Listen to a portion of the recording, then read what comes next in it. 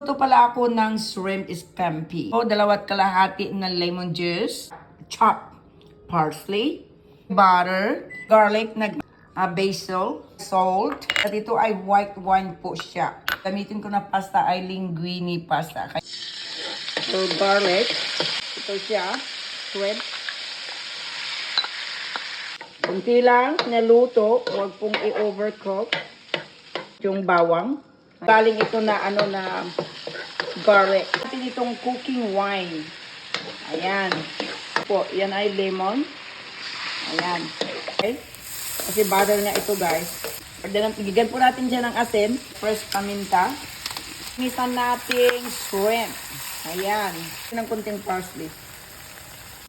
Ayan. Wow. Ito ay basil, guys. I love basil. Yan ng Parmesan cheese.